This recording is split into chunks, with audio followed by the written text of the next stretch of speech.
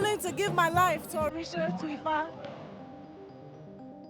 Ifa has taught me how to be one with community, how to be one with people, how to operate and function in the world, and how to be more a divine version of myself.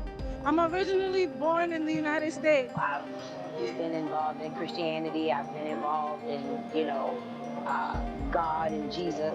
And though I know that there's a higher power, I wanted to dig deeper. Those that do not understand it are just, ignorant to the tradition.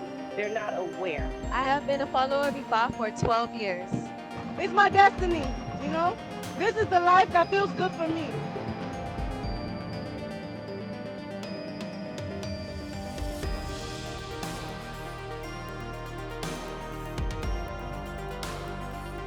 As a black woman, I just feel like it was something missing.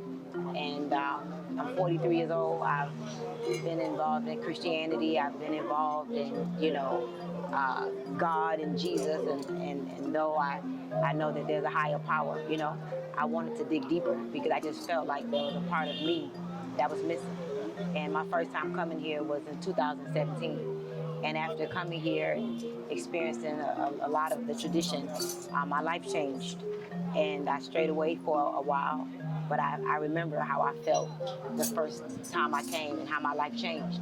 And so I decided within the last 6 months to get back, to find my way back. And so that's why I'm here, because my life changed, and I want my life to continue to change so I could be a change for my community. Ifa allowed in the tradition, allowed me to find my balance and find my connection. And being in a diaspora, I personally don't know past my grandmother. I don't know my great-grandmother. I don't really know my lineage. So what I did was I took a DNA test. I found out I'm 60% Nigerian. And I decided to book a flight and come home. Now on that journey, and abroad in diaspora, we do have different practices, but I knew that the practices there were not the original. So as I did my study, I found out about Ifa. It came from Yoruba land. And I wanted to come here and find out the truth from the beginning to the end. A lot of times, love doesn't make sense. Sometimes success doesn't make sense. So it doesn't always have to make sense, but I experienced it for myself. It's not nothing anybody told me, nothing anybody experienced or explained to me from their experience. I had my own experience, and I was a different person. And I don't care what people think about me. I know who I am, and coming here allows me to know even more on a deeper level who I am. And so it's not about trying to satisfy man, it's about satisfying my soul, becoming a greater being on earth so I could do my life and live my life purpose. For me, it was important because it was a homecoming. Where I am in the United States, I know a lot of people from this country want to go there. It has its good points, but this is home for me. This is where I feel comfortable. This is where I can be myself. And this is where everything that I needed to initiate and to find who I was and to be told who I was is. So I had to come here.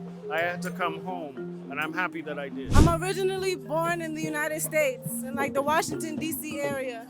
My ethnicity is African American, so I come from those Africans, West Africans, who were taken to America in the form of slavery. So our lifestyle there is colonized.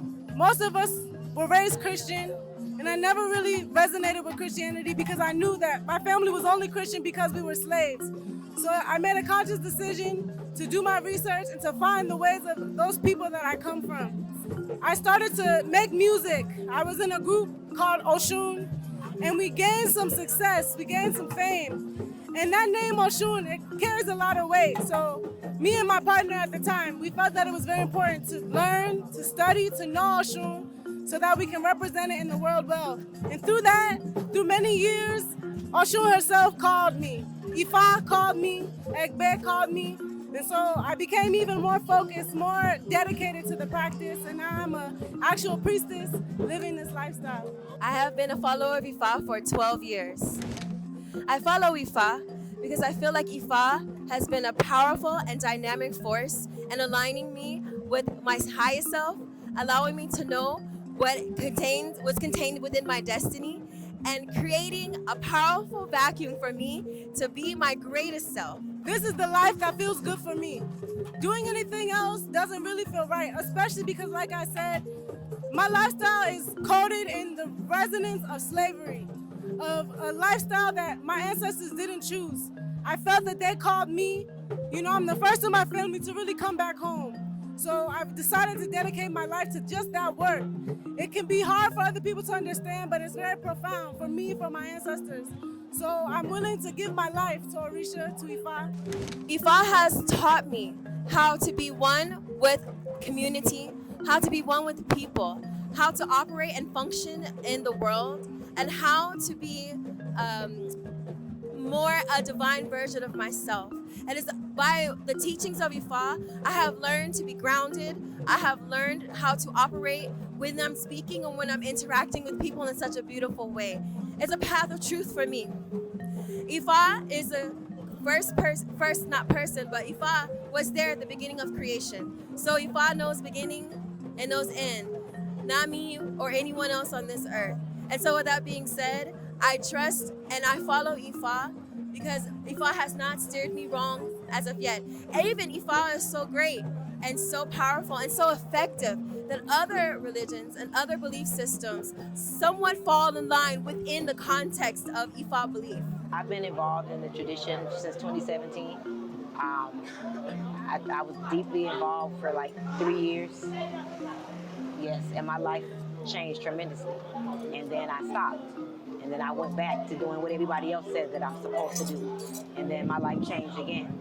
Not for the better. I felt different. I didn't feel as powerful, as strong, as clear, as focused as I did when I was involved in the tradition.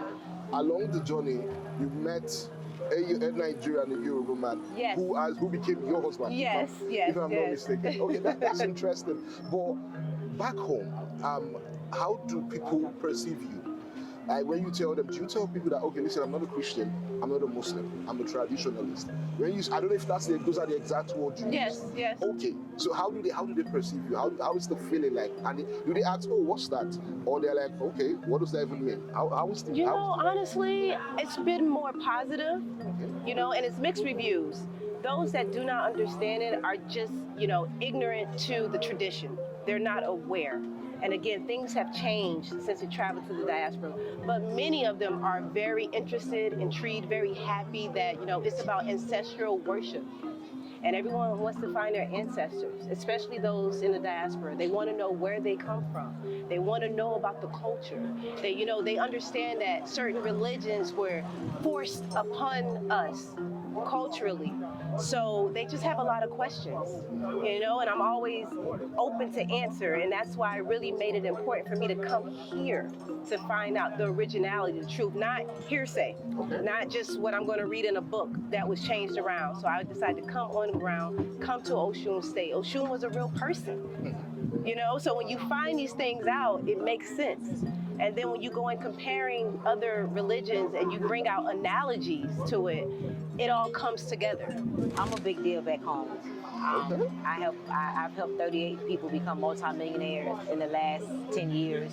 I'm an author, I own businesses, I do very well. And I know that tradition scares people. So I'm not gonna go home and be like, hey, you should do this. I'm just gonna live. Like what interests me the most in the tradition was my dad. My dad has always been peaceful, happy, healthy. He's always done well for himself, and he's been a traditionalist for like 30 years. And so because of how he lived, it made me want to explore. That's the only reason, because of me watching his life. So I'd like you to speak to, let me describe somebody who's interested in knowing about Ifa, knowing about African traditional religion, but it's held back by, probably because they don't understand the language, or they feel like there are too many things, there are too many dark things, or stuff that we can't explain, but they want to know more. So I want you to address them now and say, listen, this is what you need to do, and this is what Ifa can do for you, in the most simplest way. Okay. But that's a little difficult because I can never tell someone what they need to do. Okay. But I would start with research, study, read, follow your inner spirit, follow your inner guide. If this is what you truly want and you want to find out the truth, your ancestors will lead you there. Okay. That would be my advice. Okay. I just encourage people to explore. Like, we can't believe what people tell us. I think that you should go find out for yourself. And so I encourage every black person, every African American person to come back to Africa and experience it for yourself. And you can make up your own mind. Does your life get better? Does your life seem happier? Do you feel richer? Do you feel wiser? Do you feel closer to God? And if you do, great. And if you don't, at least you know. I think that nobody should want to live their whole life not knowing who they are. And so it's important to me before my time comes, before I leave here, to know who I am and to feel the glory in being who I was supposed to be a long time ago. And so the best thing I would tell them is to come find out for yourself. That's it. Just, you are worth it. You are worth finding out for yourself who you really are. And once you experience it, then you can make up in your own mind. And if you like what you've been doing, stick to it. But if you don't, then continue to grow. Just come, you know? We have differences, but the differences are not greater than the similarities. We are from here, and the things that make us African Americans or black people, you will see those very same nuances here at home. So be open, you know? Be willing to learn, be willing to be humble.